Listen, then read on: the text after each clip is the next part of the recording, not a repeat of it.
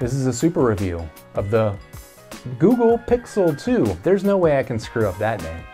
All right, so one day I will tell you the story about how I came to order and buy this Pixel 2. It's way too long and way too terrible, but one day I will tell you how I bought this Pixel 2. But anyway, I have a Pixel 2. I'm gonna open it up and I'm gonna give you my first impressions of it. You know, I have currently an iPhone 6 and I like the iPhone 6. I've always been an iPhone guy.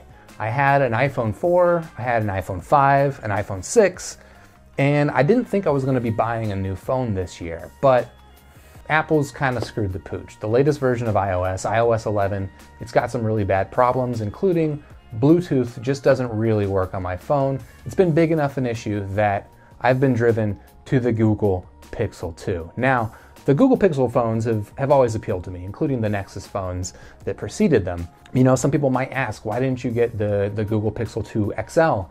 And for me, it's two reasons, maybe three reasons. Reason number one is this is 200 bucks cheaper, and I'm kind of cheap. Reason number two is I don't actually like the bigger screen. I like the smaller screen. The size of the iPhone 6 is a pretty good size for me. In fact, I really like the iPhone 5 size. But if I'm gonna get a phone, I don't really want it to be any bigger than the iPhone 6. And so the Pixel 2, it seemed like it was about the right size for me.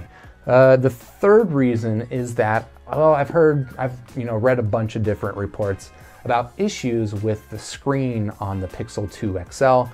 I haven't heard any issues with the screen on the regular Pixel 2. As a photographer, that's really important to me. I want a screen that's going to faithfully recreate the photos that I'm taking and editing. And, you know, I spend a lot of time color correcting the photos and making sure that they look exactly the way I want them to.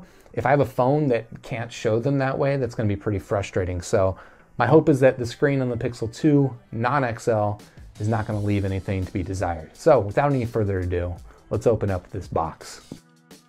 So it's nice to see that this phone comes in a box that is, well, can I say it's pretty Apple-ish. There's very little on the outside of the box. It says hashtag Team Pixel. I don't know what that means.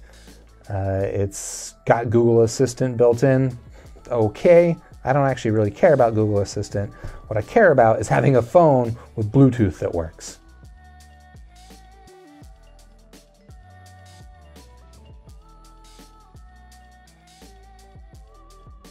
And you might see I've got the kind of blue color. Kind of blue? Kind of blue? It's one of those two. It is kind of a grayish, bluish color that is unique, and that's why it appealed to me. Let's see what else we got inside this box. This is a very Apple-style unboxing, and that's not a bad thing.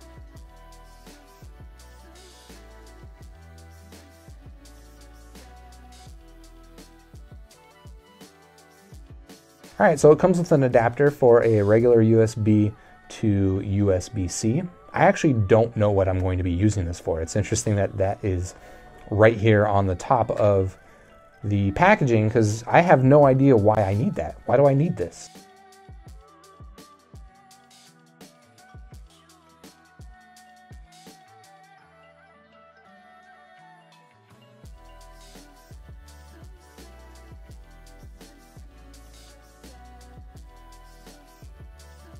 And then this last bit is a headphone port adapter. Like basically every phone nowadays, there is no headphone port on the Google Pixel, but it does have a dongle for USB-C to headphone.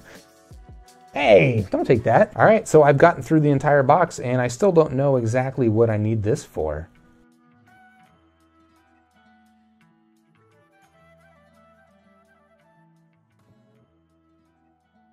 And now here we've got the Pixel 2.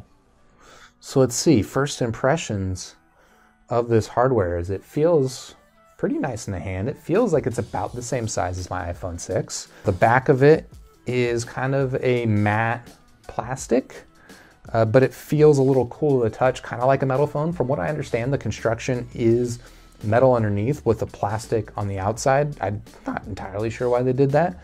But it does let them make it this nice kind of blue color, so that's cool. I got this weird green power button, which, okay. Got front-facing speakers, that's actually kind of exciting coming from an iPhone. My iPhone's always had speakers pointing at my crotch, I think it's much nicer to have speakers that are pointing at my face because that's where my ears are. See the button clickiness? The power button clickiness is pretty good. I feel like the volume rocker, it requires a little bit of extra effort to click on those than I would want. And I feel like it's gonna be really hard for me to feel these in my pocket and be able to adjust the volume.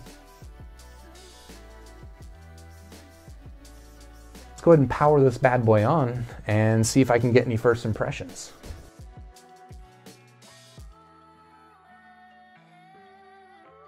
While this thing's setting up, I'll do a little comparison with my iPhone 6, which again, this is the phone I have right now before the Google Pixel, and I'm pretty happy with this phone before iOS 11. iOS 11 has made this phone suck, and so I've got a Google Pixel 2. The Google Pixel is actually a little bit bigger than my iPhone. In the hand, I think this feels actually, I kind of prefer this. This is a really good form factor. It's kind of a shame that Apple's ruined my phone with their latest iOS update.